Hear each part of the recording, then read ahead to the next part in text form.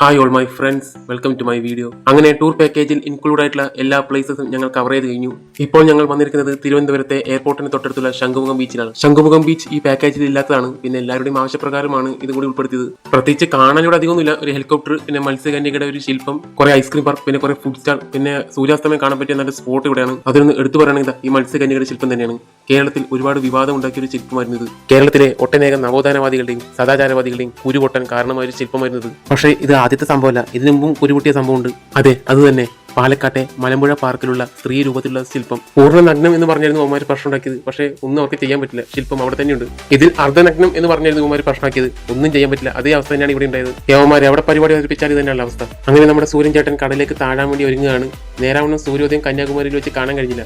എന്നാൽ പിന്നെ സൂര്യാസ്തമയം നല്ല രീതിയിൽ കണ്ടു കളഞ്ഞേക്കാന്ന് കരുതി. മറ്റ് ബീച്ച് പോലെ തിരമാലയുടെ മുന്നിൽ കൂടി ഓടിക്കളിക്കാനോ അല്ലെങ്കിൽ തിരമാല എഴുതി കളിക്കാനോ ഒന്നും പറ്റില്ല. ഇവിടെ പുതിയൊരു പ്രോജക്റ്റ് വരുന്നുണ്ട്. അതിന്റെ നവീകരണ പ്രവർത്തനത്തിനായി 370 മീറ്റർ നീളത്തിൽ JCB കൊണ്ട് മാന്തി കൊടിച്ച് ഇരുമ്പുവേലേക്ക് കെട്ടി മറച്ചു വെച്ചിരിക്കുകയാണ്. ഒന്നാമത് ശക്തമായ തിരമാലയാണ് ഓരോ കാലവർഷം ഇവിടെ അടിക്കുന്നത്.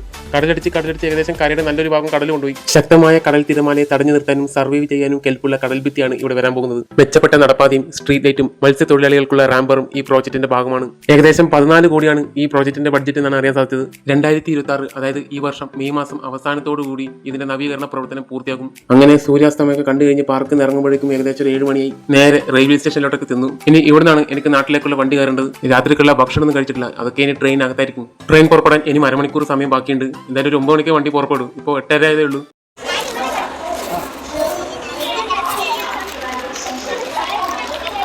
രാത്രിക്കുള്ള ഫുഡും കൂടി കൈ കിട്ടിയപ്പോൾ സമാധാനമായി. അങ്ങനെ 9 മണിയായി. വണ്ടി പുറപ്പെടുന്ന കാഴ്ചയാണ് ഇപ്പോൾ കണ്ടുകൊണ്ടിരിക്കുന്നത്. അങ്ങനെ അനന്തന്റെ മണ്ണായ തിരുവനന്തപുരത്തോട് ഞങ്ങൾ യാത്ര പറയുകയാണ്. ട്രിവാൻഡ്രം കന്യാകുമാരി യാത്ര ഞാൻ ഇതിലൂടെ വൈൻഡപ്പ് ചെയ്യുന്നു. വീണ്ടും ഇതുപോലൊരു ട്രാവൽ വീഡിയോ ആയിട്ട് നമുക്ക് വീണ്ടും വരാം. Tata, bye bye.